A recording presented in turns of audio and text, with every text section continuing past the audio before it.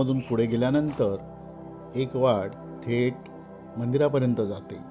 येथील एक ओढा आपल्याला ओलांडावा लागतो.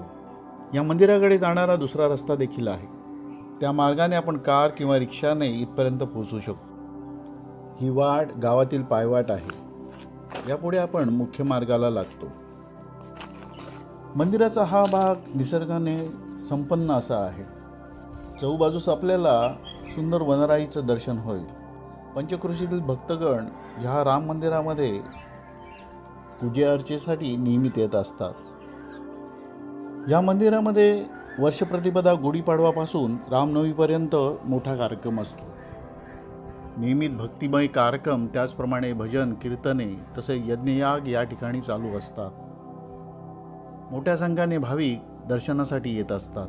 या मंदिराच्या परिसरामध्ये अजूनही आपल्याला काही जुनी बांधकामे पाहावयास मिळतील. अलीकडच्या काळामध्ये हे मंदिर नव्यानं बांधल्याचे कळते. याचा पुनर्निर्माण करण्यात आलेला आहे. हे मंदिर एखाद्या शांतिमय त्याचप्रमाणे भक्तिमय वातावरणामध्ये असल्याचे आपल्याला लक्षात येईल.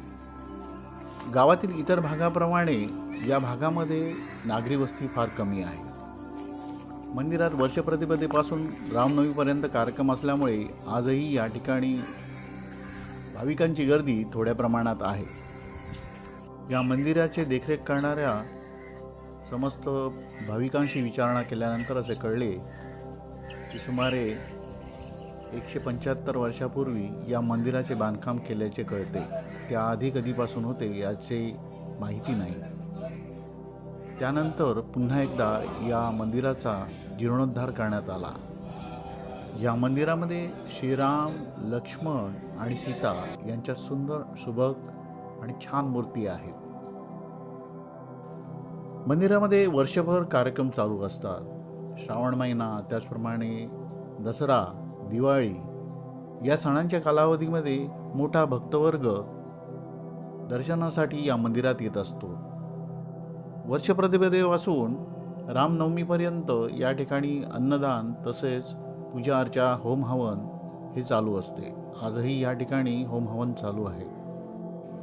या मंदिराचे सभागृह फार मोठे आहे. तसेच गाभारा देखील मोठा आहे. आपल्याला अगदी देवापर्यंत सहज जाता येते.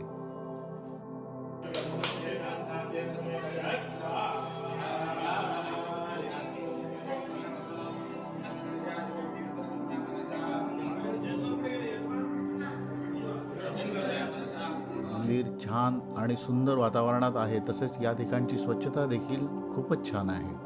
मंदिराच्या बाहेरील बाजूस आपल्याला